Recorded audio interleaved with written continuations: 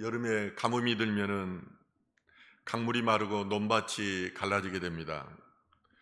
이처럼 논밭이 갈라지면은 아무리 좋은 씨앗을 뿌려도 식물이 자라지 않고 그리고 생명력이 약해지게 됩니다. 우리 영혼도 마찬가지입니다. 신앙생활을 오래 하다 보면은 누구나 영적인 가뭄을 경험할 때가 있습니다. 영혼의 가뭄이 오면은 말씀을 읽어도 감동이 없습니다. 예배를 드려도 기쁨이 없고 그리고 하나님이 멀리 계시는 것처럼 느껴지게 되는 것입니다. 그럴 뿐만 아니라 영적 고립감과 그리고 우울감으로 인해서 하나님이 과연 살아계신가에 관한 의문이 들기도 합니다. 이러면은 영적 낙심과 불안이 자기를 사로잡게 됩니다. 오늘 시편 기자도 바로 그런 상태에 있었습니다. 그러나 그는 영혼의 가뭄 속에서 과거에 자신과 함께했던 하나님의 은혜를 생각합니다. 그리고 그 은혜로 자리에 나아가게 됩니다. 그러므로 그는 감사함을 통해서 살아계신 하나님을 다시 발견하고 그에게 소망을 가지게 되는 것입니다. 오늘 말씀을 통해서 우리는 영혼의 가뭄이 올 때 어떻게 해야 하는가를 살펴보겠습니다. 첫 번째, 영혼의 가뭄이 올 때 하나님을 간절히 찾아야 합니다. 시편 기자는 오늘 본문 1절에서 이렇게 고백합니다. 하나님이여, 사슴이 신의 문을 찾기에 갈급함같이 내 영혼이 주를 찾기에 갈급하니이다. 시편 기자는 자신의 영혼의 상태를 사슴이 목마름같이 갈급하다고 이렇게 비유하고 있습니다. 사슴이 사냥꾼에게 쫓길 때 그리고 가뭄을 당했을 때 물을 찾아 헐떡임같이 하나님을 간절히 사모하고 있다는 것입니다. 팔레스타인에서 가을이 되면 사슴들이 짝짓기를 한다고 합니다. 많은 수사슴들은 자기가 사랑할 짝을 찾아 나서는데 이때 사슴들의 몸에는 타는 것 같은 목마름이 생긴다고 합니다. 사랑할 짝을 찾아다니다가 이 목마름이 온몸에 엄습하면 사슴들은 오직 물을 찾아 헤매게 됩니다. 그런데 중동지방에는 물이 매우 귀합니다. 귀한 물을 찾아 헤맸던 사슴들은 심한 목마름으로 기력을 다하고 그리고 나중에는 헛것을 보기도 합니다. 마구 헛것을 찾아 달리다가 찾아가 보면은 거기에는 아무것도 없습니다. 결국은 뜨거운 태양 아래 거꾸러져 입에 거품을 몰고 죽어가게 되는 것입니다. 그렇게 죽어가는 사슴들에게 있어 한 모금의 물은 곧 생명이었습니다. 사슴이 물을 찾는 이유는 단순한 갈증 때문이 아닙니다. 이 생명이 위험으로부터 자기를 지키기 위한 것입니다. 그런데 시편 기자가 사슴의 목마름을 말한 것은 자신의 목마름을 말하기 위한 것입니다. 자신의 영적인 목마름이 사슴의 목마름과 같다는 것입니다. 그는 지금 하나님을 만나지 못하면 살 수 없다고 이렇게 고백하고 있는 것입니다. 오늘 본문 1절에 나오는 시냇물은 신약성경에서 바로 생명수와 같습니다. 시냇물이나 생수는 하나님과의 생생한 영적 교통을 의미합니다. 하나님과 영적 교통이 끊어짐으로 인간은 죽음을 맞이했습니다. 그러므로 죽음을 맞은 인간이 다시 살아나기 위해서는 하나님을 만나야 하는 것입니다. 인생의 목마름으로 야곱의 우물을 찾았던 사마리아 여인은 우물가에서 예수님을 만납니다. 예수님께서 내게 마실 물을 달라고 하니까 이 여인이 뭐라고 말합니까?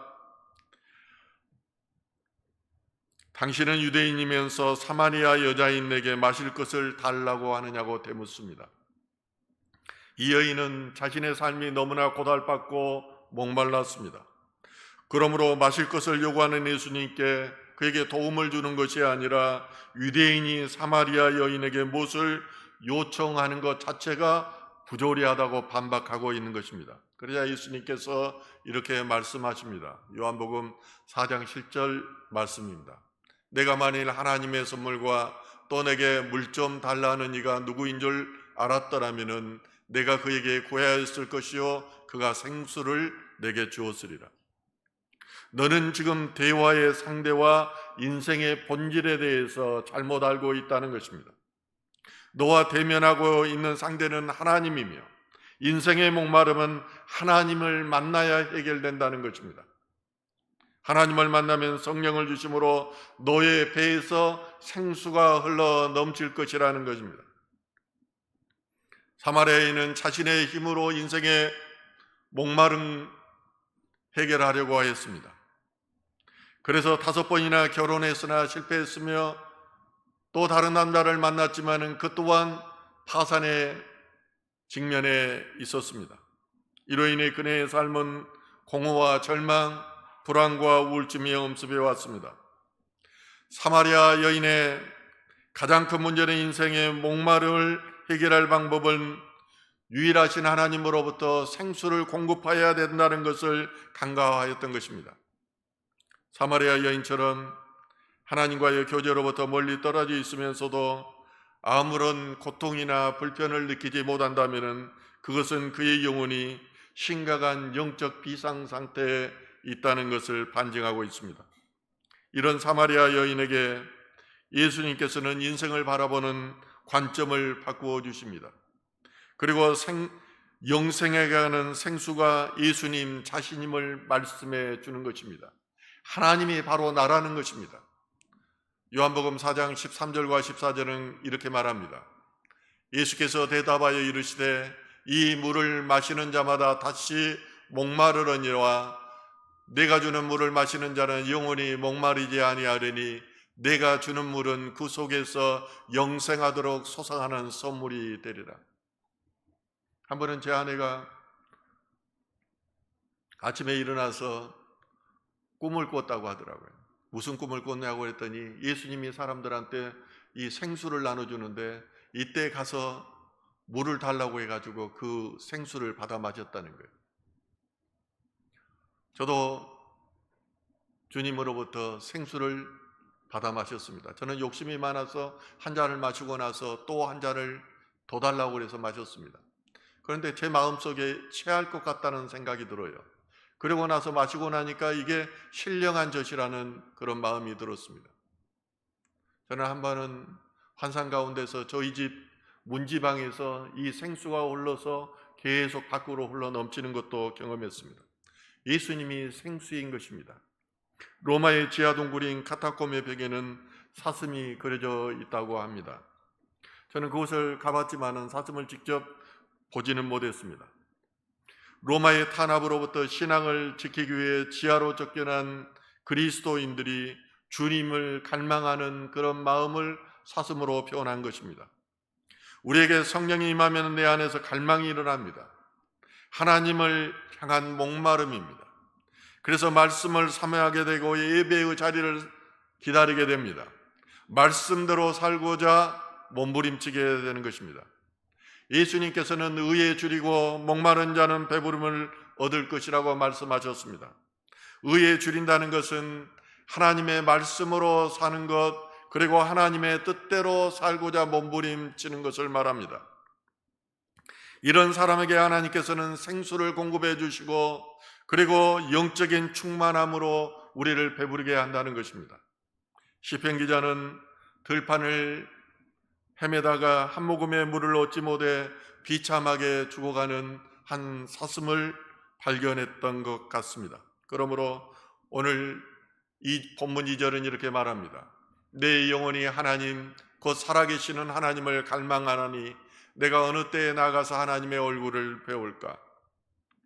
사슴에게 물이 없으면 곧 죽음이었던 것처럼 광야에서 이스라엘 백성들이 하늘에서 내려온 만나가 없이는 살 수 없었던 것처럼 우리에게 생수 되신 예수 그리스도의 말씀이 고갈된다는 것은 영적 죽음을 의미합니다. 그러므로 우리의 영혼에 가뭄이 올 때 목마른 사슴이 시냇물을 찾는 것처럼 우리는 영원한 생수 되시는 예수님을 갈망하며 그를 찾아야 합니다. 두 번째 메시지입니다. 영혼의 가뭄은 억울함과 눈물의 시간을 통과하게 합니다. 우리가 영혼의 어두운 밤을 거니며 영혼의 가뭄을 만날 때 우리는 직면하게 되는 것이 억울함입니다. 생각할 수도 없는 고난이 오고 사람들의 오해와 음해에 노출되게 됩니다. 오늘 본문을 읽기 전에 다윗의 시 41편을 읽는데 그가 얼마나 억울했던지 그가 41편 내내 그것을 고백하고 있습니다. 나의 원수가 내게 대하여 악담하기를 그가 어느 때에나 죽고 그의 이름이 언제나 없어질까 하며 나를 보러 와서는 거짓을 말하고 그의 중심에 악을 쌓았다가 나가서는 이를 널리 설표하되. 왕이었던 다윗도 억울한 모함과 음해에 시달렸습니다. 그런데 오늘 시편 42편 3절은 이렇게 말합니다. 사람들이 종일 내게 하는 말이 내 하나님이 어디 있느냐 하오니 내 눈물이 죄하로 내 음식이 되었도다. 시인의 억울함은 내 하나님이 어디였느냐고 비웃고 조롱하는 것이었습니다. 자신이 그렇게 사랑하고 내 생명 되시는 하나님이 조롱당하는 것이 그에게는 가장 큰 억울함이었습니다. 이런 상황 가운데 시인은 비통한 마음으로 하나님을 찾았지만은 하나님은 보이지 않으며 기도하였지만은 기도의 응답은 어디에도 없는 것 같았습니다. 그러므로 시인이 뭐라고 말합니까? 내 눈물이 죄하로 내 음식이 되었도다. 우리도 그런 때가 있습니다. 가정의 문제, 건강의 문제, 또 경제적인 어려움이 올 때 하나님마저 침묵하는 것처럼 느껴집니다. 그러나 중요한 것은 시편 기자가 그 하나님을 붙들고 놓지 않았다는 것입니다. 그는 눈물을 흘리면서도 하나님을 찾았습니다. 그는 애통한 심정으로 하나님께 기도했습니다. 영혼의 가뭄은 우리에게 중요한 사실을 깨닫게 해줍니다. 우리가 진정으로 필요한 것은 돈이 아니고 성공이 아니고 사람의 인정도 아니라는 것입니다. 오직 하나님이라는 사실입니다. 평소에는 바쁘게 살아가도 우리의 영혼이 메마를 때 비로소 하나님을 찾게 됩니다. 그러므로 때가 하나님께서는 우리를 괴롭히기 위해서가 아니라 하나님께서 가까이 이끄시기 위해서 우리에게 영적인 갈급악을 허락하시는 것입니다. 그러므로 가뭄은 우리를 하나님께로 돌아오게 하는 은혜의 신호일 수 있습니다. 시편 107편 9절은 그가 사모하는 영혼에게 만족을 주시며 줄인 영혼에게 좋은 것으로 채워주심이로다. 그렇습니다.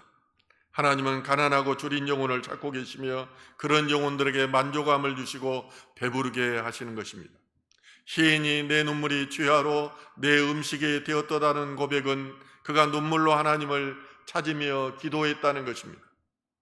아무런 응답도 없는데, 아무런 반응도 없는데, 마치 하나님이 없는 것처럼 느껴지는 상황 속에서도 그는 눈물로 기도하며 하나님을 찾았습니다. 나를 아는 자들이 내게서 떠나가고 파도가 나를 내워싸며 주께서 자기의 얼굴을 숨기실지라도 우리는 기도를 포기하지 말아야 합니다. 기도가 할 힘이 없으면 두 손이라도 들고 있어야 합니다. 손을 들 힘이 없거든 엎드려 있어야 합니다. 그리고 입에서 말이 나오지 않거든 주여 주여 외치면 하나님께서 그 기도를 들으십니다. 믿음은 항상 기쁠 때만 하나님을 찾는 것이 아닙니다. 눈물 속에서도 하나님을 붙드는 것이 진짜 믿음입니다. 하나님은 기도를 듣지 않는 것 같지만은 때가 될 때까지 기다리시는 분입니다. 하나님은 영혼의 가뭄 속에서 우리의 영혼이 성숙되기를 말하며 원하시며 그 속에서는 하나님을 만나기를 원하고 그리고 우리의 믿음이 더 자라기를 하나님께서는 원하시는 것입니다. 또한 영혼의 가뭄이 오면 사단은 너는 끝났다고 말합니다. 하나님은 너를 버리셨다고 우리의 귀에 속삭이는 겁니다. 얼마 전에 저희 딸을 만났더니 딸이 미국에서 유학생활을 할 때 얼마나 힘들고 백인들의 무시로부터 자존심도 많이 상했다고요. 그때 자기의 귀 속에 어떤 음성이 들려오는데 봐라, 하나님은 안 계시잖아. 이 말을 듣고 사단의 음성인 것을 알고 더 많이 기도하고 더 많이 예배 의자리를 차렸고 말씀으로 붙들었다는 말을 저는 들었습니다. 이처럼 마귀의 영적 공격이 있을 때 시인은 아주 중요한 영적 무기를 꺼내듭니다. 그것이 바로 감사인 것입니다.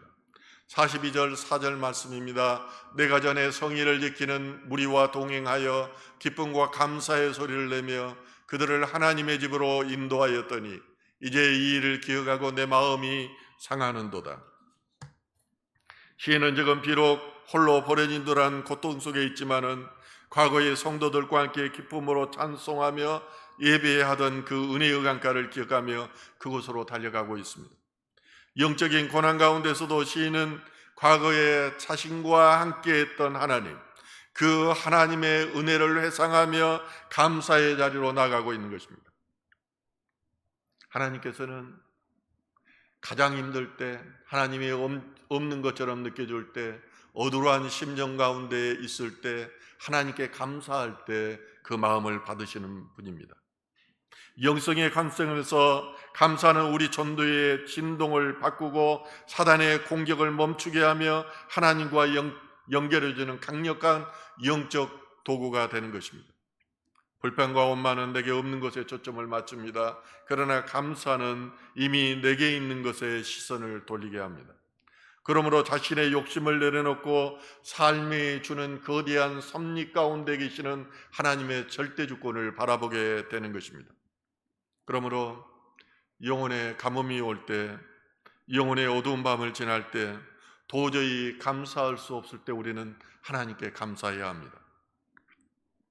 성도 여러분, 낙심의 한복판에 서 있을 때 우리는 불평과 원망으로부터 의도적으로 기억의 방향을 감사로 돌려야 합니다.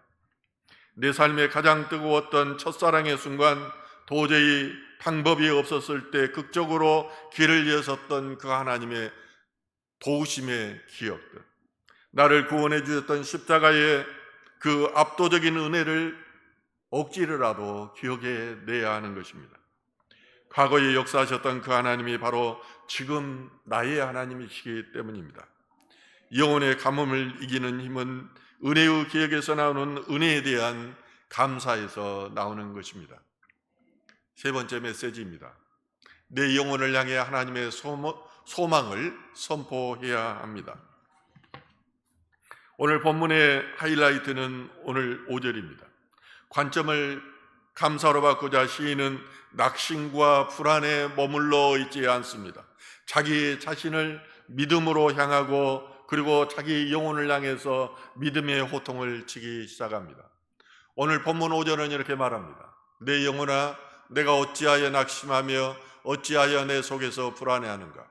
너는 하나님께 소망을 두라. 그가 나타나 도우심으로 말미암아 내가 여전히 찬송하리로다. 시편 기자는 영혼의 가뭄 가운데서 낙심하며 불안해하는 자신의 영혼을 향해서 설교하고 있습니다. 그에게 메시지를 전하고 있습니다. 내가 어찌하여 낙심하며 어찌하여 내 속에서 불안해하느냐는 것입니다. 낙심과 불안은 어떤 상황에서 생깁니까? 믿음이 없을 때 생기는 그런 심리적인 것입니다. 예수님의 제자들이 예수님과 함께 갈릴리 바다를 건너고 있을 때 풍랑이 일었고 그리고 물결에 부딪혀 배에 물이 가득 차게 되었습니다. 그러자 제자들은 주무시고 계시는 예수님을 깨우며 선생님이여, 우리가 죽게 되는 것을 언제까지 돌아보지 아니하십니까? 그리고 주님께 원망의 말을 했어요. 그러자 예수님께서 바다를 구르고 바람에게 말하여서 광풍을 멈추게 한 후에 예수님이 제자들에게 이제 말합니다. 너희에게 어찌 믿음이 없느냐? 히브리어 낙심하다는 말은 영혼이 떨어진다는 의미를 가지고 있습니다. 낙심하면 영혼까지도 치명적인 손상을 입으며 심령이 불안해지게 되어 있습니다. 그러나 시인은 자신의 불안과 낙담이 믿음의 부재에서 온 것임을 알았습니다. 그러므로 영혼을 향해서 너는 하나님께 소망을 두라. 그가 나타나 도우심으로 말미암아 내가 여전히 찬송하리로다, 이렇게 명령하고 있는 것입니다. 시인은 지금 환경이 바뀌어서 찬송하는 것이 아닙니다. 여전히 대적들의 조롱이 있고 영혼은 메말라 있습니다. 그러나 그는 이러한 감정에 휘둘리지 않습니다. 자기의 영혼을 향해서 하나님께 소망을 두라고 명령하고 있는 것입니다. 하나님의 주권, 네 인생의 계획, 네 인생의 갈 길을 주장하시고 인도하시는 그 하나님께 맡기라는 것입니다. 영혼의 가뭄은 누구에게나 찾아옵니다. 아브라함에도 있었고 이스라엘에 자랑하는 다윗에게도 영혼의 가뭄의 시간이 있었습니다. 특히 하나님의 부르심을 받고 이방인의 선교사가 되었던 바울의 인생도 전적으로 광야와 같은 것이었습니다. 중요한 것은 가뭄이 오느냐 오지 않느냐가 아닙니다. 가뭄이 왔을 때 어디로 가느냐 하는 것입니다. 아브라함의 인생은 가뭄 가운데 하나님의 말씀을 따라갔습니다. 그러므로 그는 믿음의 조상이 되었습니다. 다윗은 가뭄이 왔을 때 하나님을 바라보았습니다. 그러므로 그는 하나님의 마음에 합한 자가 되었습니다. 우리의 영혼의 가뭄이 올 때 우리는 내 감정의 소리, 세상의 염려의 소리에 귀를 기울이게 됩니다. 그러나 진정한 믿음은 내 영혼에게 하나님의 말씀을 들려주는 것입니다. 그러므로 상황을 바라보던 우리의 시선을 바꾸어 나를 도우시는 하나님을 향하도록 그렇게 하여야 합니다. 내 영혼을 향해서 그가 나타나 도우심으로 말미암아 내가 반드시 찬송하려게 될 것이다. 이렇게 선포하여야 됩니다. 이런 믿음이 소유자 되시길 축원합니다. 결론입니다. 하나님만을 신뢰하며 하나님께 감사해야 합니다. 오늘날 현대인들은 극심한 심리적 불안과 상처에 시달리고 있습니다. 잘 살면 잘 살수록 그렇게 상처가 드러나고 이런 것 때문에 우울해하고 공황장애에 시달리게 되어 있어요. 이런 속에서 사람들은 삶의 본질과 영적인 것에 목말라 합니다. 그렇지만 어디에서도 이런 영적인 만족감을 줄 것이 없습니다. 그러나 믿음은 상황이 좋아서 생기는 것이 아니라 하나님을 신뢰하기로 결단할 때 자라납니다. 제가 며칠 전에는 이 믿음을 묵상하는데 우리가 믿음이 없다면 어떻게 비행기를 타고 12시간을 이렇게 날아갈 수 있겠어요? 믿음이 없다면 어떻게 배를 타고 그냥 배가 타이타닉 호가 침몰한 것처럼 침몰할 것이 두려워서 그 광활한 바다를 항해할 수 있겠습니까? 믿음 때문입니다. 모든 것은 믿음에서 옵니다. 그러므로 영혼의 가뭄 가운데 하나님께 감사하며 하나님을 선택할 때 우리 신앙이 크게 성장하는 것입니다. 욥기 35장 10절에 의하면 엘리후는 하나님께서 사람으로 밤중에 노래하게 하신다고 말합니다. 인간은 영혼의 어두운 밤을 지날 때 하나님을 찾게 되는 것입니다. 시편 기자는 고통 속에서 하나님을 알고 있었고 하나님께서 자신을 구원해 주시리라는 사실을 알고 있었습니다. 그러기에 그는 낙담과 불안 가운데서 하나님을 바라보며 찬송할 수 있었습니다. 이제 시인은 구원의 하나님의 인자하심을 기억하면서 고통의 밤이 지나고 희망의 아침이 올 것이라는 소망과 용기를 되찾았던 것입니다. 영혼의 가뭄이 찾아올 때 우리는 두 가지 가운데 하나를 선택하게 됩니다. 하나는 낙심하는 것이고 다른 하나는 하나님께 소망을 두는 것입니다. 낙심하면은 하나님을 경험하였고 하나님을 만났던 사람들도 저는 교회를 떠나는 것을 여러 보았어요. 그러나 하나님께 소망을 두는 사람은 결코 죽지 않습니다. 다시 살아나게 됩니다. 다시 일어나게 됩니다. 그리고 처음이 창대했던 사람과 같지 않고 그 인생의 마지막이 창대하게 되는 것입니다. 왜냐하면 하나님은 마른 뼈를 살리시는 분이시며 광야에 강을 내시는 분이시기 때문입니다. 사랑하는 성도 여러분, 지금 인생의 거친 광야를 지나며 영혼의 가뭄을 겪고 계시는 분이 있습니까? 기고가 막히고 마음이 답답하여 어찌할 바를 모르는 그런 성도님들 계십니까? 낙심의 자리에 주저앉아 감정이 이끄는 대로 자신을 방치하지 마십시오. 메마른 사슴처럼 갈급함을 가지고 하나님의 보좌 앞으로 은혜의 강가로 나아가시기를 바랍니다. 그러면 하나님께서 우리의 가뭄을 종식시키시고 다시 은혜의 담비를 부어주실 것입니다. 이 소망을 붙잡고 이번 한 주간도 믿음으로 승리하시는 모든 성도님 되기를 주님의 이름으로 축원합니다. 오늘